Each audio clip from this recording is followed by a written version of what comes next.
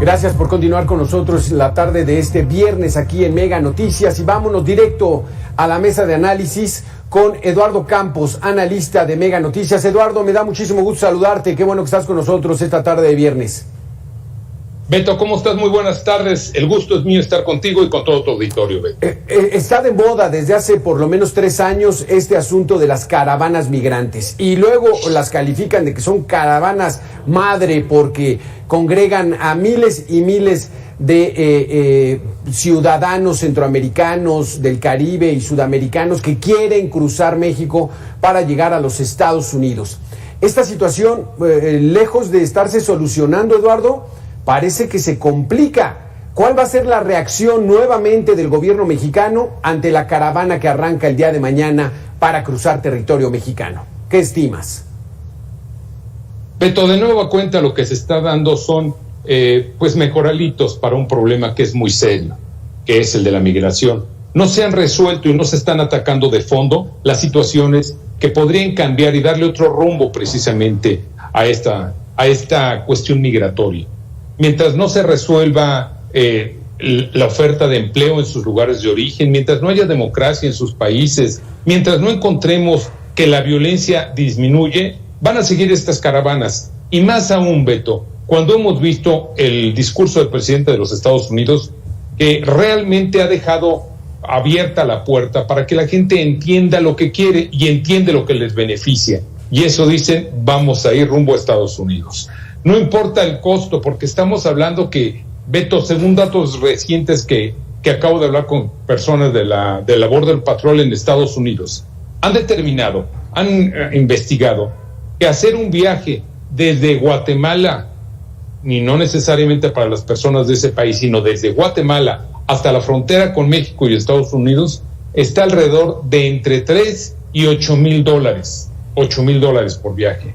Y bueno, llegan a la frontera y simple y sencillamente encuentran la puerta cerrada para poder ingresar. Y son objeto muchas de estas personas de los engaños, de los fraudes y de las simple y sencillamente versiones que están dando los coyotes que dicen, nosotros te trasladamos y seguramente vamos a poder entrar. Y se dan cuenta que cuando llegan a cualquiera de los puntos fronterizos, desde Reynosa en la parte de Texas o de Tamaulipas, hasta Baja California Norte, hasta Rosarito, simple y sencillamente todo está cerrado y no hay forma de entrar. Y te lo vuelvo a comentar, mientras no se resuelvan de fondo estos problemas, Beto, vamos a seguir viendo caravanas y caravanas y caravanas. Exactamente, porque el tema, ya lo comentábamos durante todo este programa, Eduardo, es sumamente complejo, porque esta gente está teniendo la oportunidad, de acuerdo con el gobierno mexicano, de quedarse a trabajar en el programa Sembrando Vidas. Pero la diferencia de salario que se ofrece aquí con lo que pudieran ganar en los Estados Unidos, a ellos prácticamente no les conviene y entonces siguen insistiendo en irse. ¿Cómo hay esa posibilidad cuando hemos platicado con analistas de que quizá esta mano de obra que llega nueva debería ser aprovechada por México, pero pues no hay las condiciones en estos momentos, ¿no, Eduardo? Y sobre todo, Beto, lo que tenemos que ver es que el programa Sembrando Vida tampoco ha servido para solucionar ni para mantener a las personas en su lugar de origen. Ese arraigo del cual el presidente ha solicitado, les ha dicho, arráiguense a su tierra. Para eso estamos impulsando estos programas. 5,000 pesos es lo que se les otorga a las personas que están participando en el programa Sembrando Vida, que son alrededor de 450,000, según datos del gobierno, que no hemos visto realmente si esto es así, no se han transparentado estos números, sigue siendo la constante una desinformación en torno a esta situación, Beto, nada hemos podido comprobar, pero sí, definitivamente, darle 5,000 pesos a estas personas, pues no les soluciona absolutamente nada, porque estamos hablando que son $250, $250 cuando les están ofreciendo ya $15 por hora en Estados Unidos, pues simple y sencillamente 8 horas de trabajo, que es lo que está representando. $120 y Beto, $120 contra $250 por todo un mes, $120 por un día de trabajo. Ahí está la razón por la cual siguen tratando estas personas de llegar a Estados Unidos y de ingresar de la forma que sea. Y aquí la otra situación, Eduardo, que se está juntando, digamos, es este éxodo de haitianos, porque ahorita hay muchos haitianos sí, que después de los terremotos, después de los golpes de Estado que han tenido, del asesinato de su presidente, huyen de la violencia, huyen de la pobreza, quieren cruzar por México hacia los Estados Unidos, pero también muchos mexicanos. Se ha aumentado el flujo de mexicanos que están abandonando sus tierras y se están queriendo ir hacia Estados Unidos porque allá hay mucha referencia, amigos, parientes, conocidos, que les dicen, no, pues vente para acá un rato, aquí guardas tu dinerito y te regresas o mandas. Vaya situación, doble complicación para el gobierno de México, detener a los migrantes extranjeros y a los mexicanos que quieren irse también allende las fronteras. Tú decías al principio de la charla, Beto, que esta es una situación que requiere soluciones pues definitivamente por muchos ángulos y muchos espacios. Y te voy a dar algunos datos y algunos puntos de referencia. De agosto de 2020 a agosto de 2021, detectó la patrulla fronteriza de los Estados Unidos 1.300.000 personas que fueron detenidas y regresadas a sus lugares de origen. 1.300.000. De ese número, el 60% son gente que proviene de Centro y Sudamérica y el Caribe. Y el 40% solamente viene, o permíteme la palabra solamente, el 40% es de origen mexicano. El dinero, la cuestión económica, mientras no sea resuelta en estas naciones, como lo hablábamos hace un minuto, va a seguir siendo uno de los principales resortes expulsores que va a llevar a que se aventuren en estas odiseas para poder transitar a lo largo de la República Mexicana. Pero aquí algo que nos tenemos que preguntar es ¿por qué tan libremente pueden transitar? ¿Y por qué los vemos que simple y sencillamente acceden a camiones, en algunos casos ya camiones hasta fletados? El caso que acabamos de ver que se registró en la zona de Coahuila, frontera de Coahuila y Texas, Ciudad Acuña del lado mexicano, y del otro lado estamos hablando del Valle, Texas, donde todos los días durante casi un mes fueron alrededor de entre 8 y 10 camiones que llevaban exclusivamente haitianos. Llegaron a ver 15,000 haitianos en Ciudad Acuña que estaban cruzando directamente por el río. Con la complicidad de ambas partes, pues esto simple y sencillamente nos lleva a que el problema es la corrupción, la complicidad. Estamos viendo imágenes en este momento en pantalla de este cruce que se está dando de los haitianos por el río. Exacto, por el río Bravo. Lo que comentabas, Eduardo. Eduardo, te invito a que le demos la bienvenida a Itzel Eguiluz, doctora en Migraciones Internacionales. Itzel, muchísimas gracias por estar aquí con nosotros. Hola a los dos, Alberto, Eduardo, un gusto de acompañarles el día de hoy. Igualmente. Itzel, la historia parece repetirse, es la misma desde hace ya por lo menos 4 años. Caravanas migrantes, detenciones, algunos logran pasar, vemos a ciudadanos del Caribe ya en varios estados de la República. El objetivo es llegar a los Estados Unidos, algunos logran refugio, algunos otros no. O sea, es la misma historia. ¿Cuándo va a haber solución? ¿Cuál sería la solución, Itzel?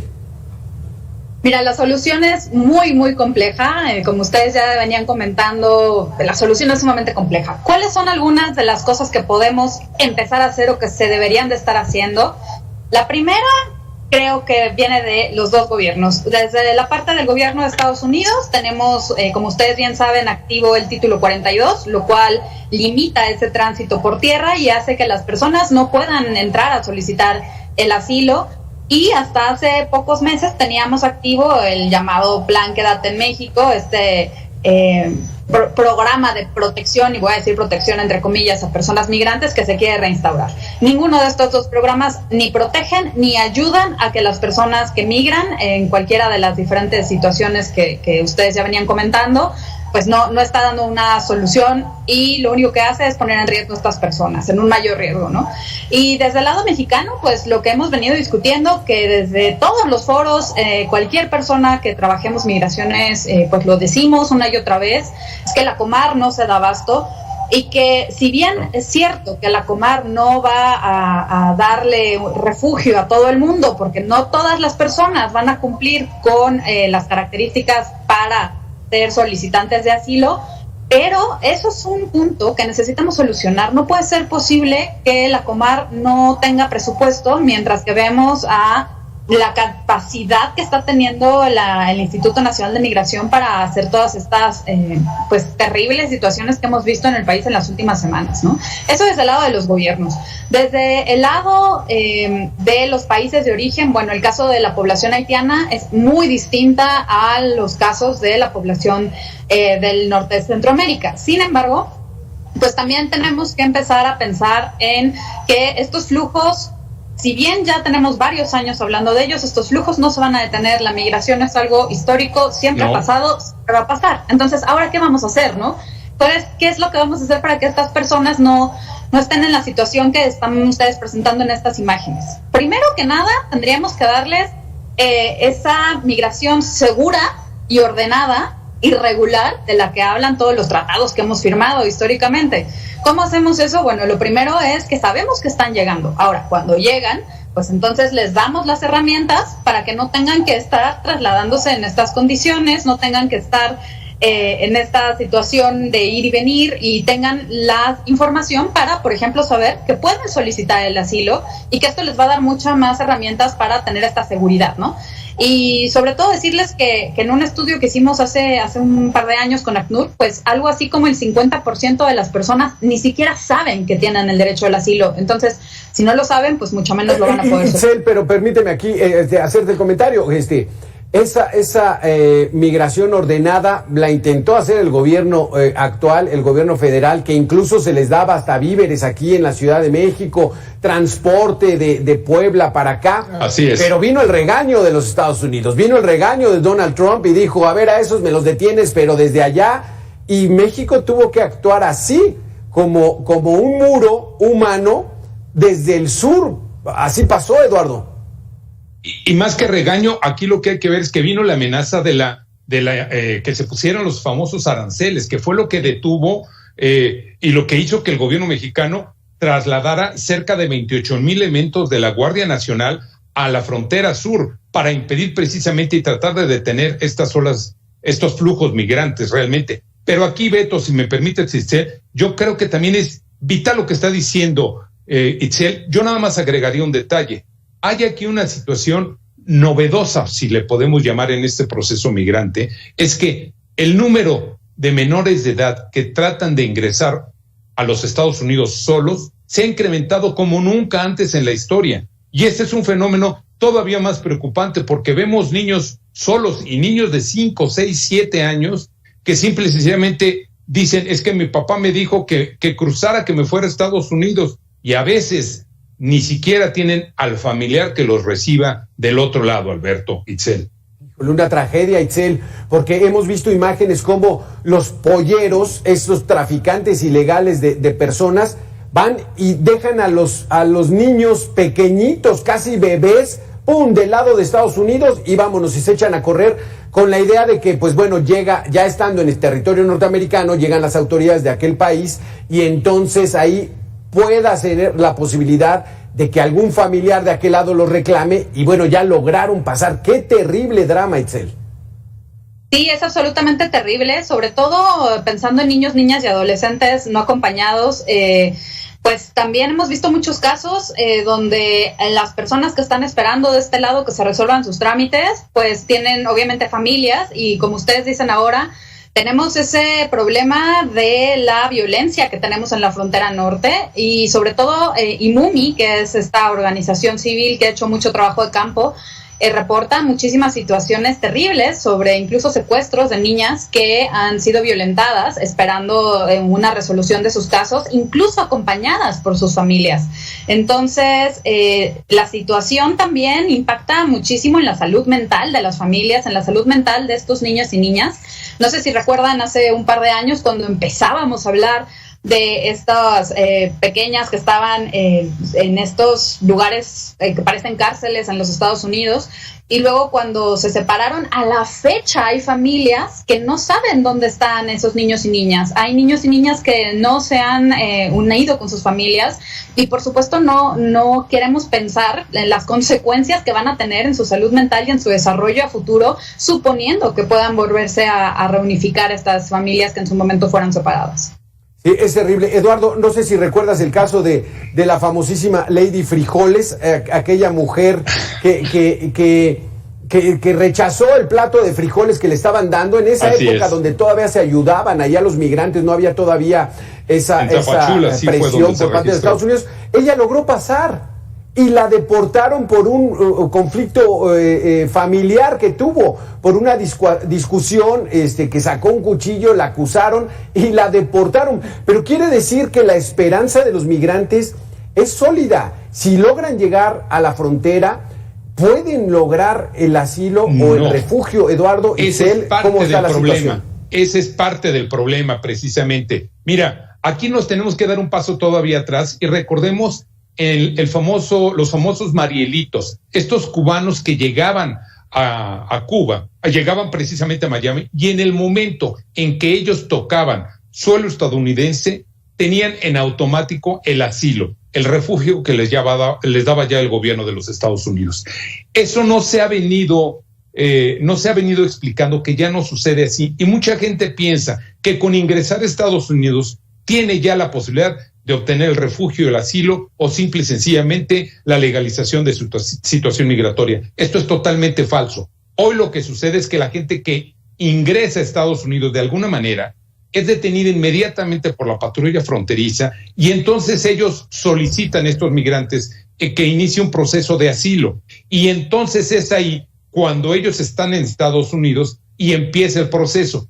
Pero con esta situación de que se da México como tercer país seguro, los están regresando a muchos de ellos para que estén precisamente en espera de este tiempo aquí en territorio mexicano. Entonces, hay una serie de situaciones confusas y poco claras que han permitido y que han generado que se generen todos estos rumores y les den esperanza a millones de personas de tratar de ingresar a Estados Unidos de manera ilegal, sabiendo que no van a resolver absolutamente nada. Y sobre esa situación que tú mencionabas, nada más concluyo, esta persona que es, no recuerdo si es exactamente Guatemala o de Honduras, la que tú referías. Es Miriam Zelaya, sí, ella era hondureña, ajá.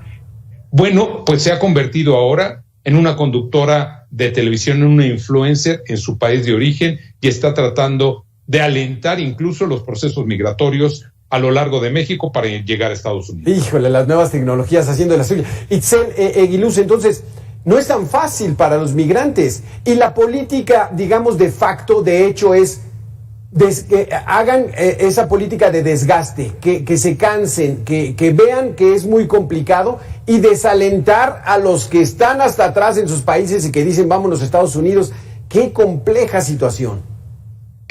Sí, es una situación muy compleja, pero hay que ver que las soluciones son mucho más amplias, Creo que a veces nos quedamos hablando mucho de esta idea del asilo, del refugio, etcétera, cuando hay muchas ocasiones en las que, como sucedió con la población cubana en su momento, pues también hay visas humanitarias, también hay otros programas de solicitud de refugio que Estados Unidos ha tenido el suyo por décadas, en el que desde tu país podías solicitar un tipo de visado para poder migrar a Estados Unidos.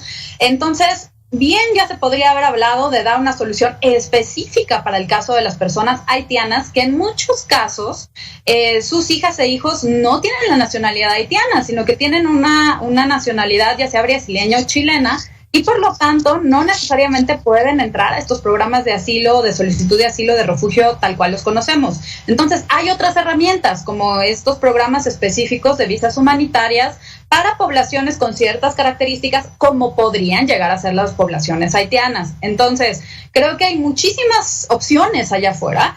Sin embargo, sí necesitamos que las organizaciones como el Instituto Nacional de Migración, la Comar y otras encargadas como la Secretaría de Relaciones Exteriores pudieran empezar realmente a dar respuesta y que esta respuesta no caiga sobre los albergues y los asilos en la Ciudad de México y en otras partes del país, y tampoco sobre las organizaciones de la sociedad civil, porque por supuesto que de esa manera no vamos a poder sostener que haya esta migración que en el ideal sería una migración regular, ordenada y segura, que no estamos viendo, como ustedes ya bien vienen diciendo, y que si seguimos así, no la vamos a ver, y esto no está bien ni para los países y por supuesto tampoco para las personas que están migrando con unas condiciones bien distintas, desde las económicas hasta las de violencia, pasando por salir porque llegó el huracán o el sismo a mi país y tuve que salir porque no podía permanecer ahí.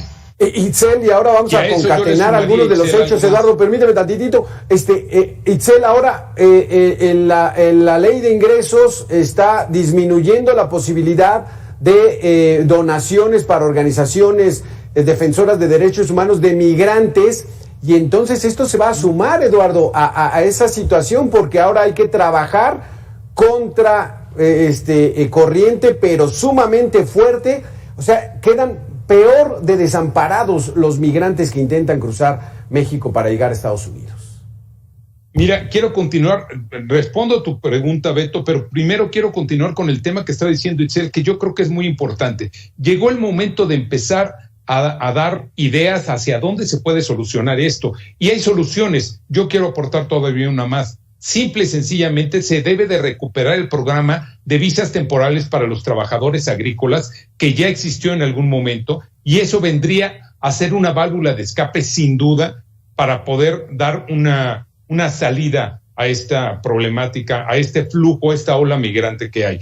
Y sobre lo que tú mencionabas de la cuestión del gobierno mexicano, pues mira, hemos visto simple y sencillamente que el discurso va totalmente separado de la realidad que se vive, en este caso con las cuestiones de los migrantes. Beto, bien lo señalas, y más aún hemos visto que se requiere voluntad política, y esa voluntad política no se ha visto reflejada en ninguno de los gobiernos participantes, ni en el de Estados Unidos, ni en el mexicano, ni en los centroamericanos. Entonces, esta no es una cuestión nada más de querer, sino de reflejarlo en voluntad política y en acciones que permitan distender este clima que se ha generado, y como bien lo dice Itzel, no tiene para cuándo detenerse mientras no haya una participación decidida con voluntad política de los gobiernos.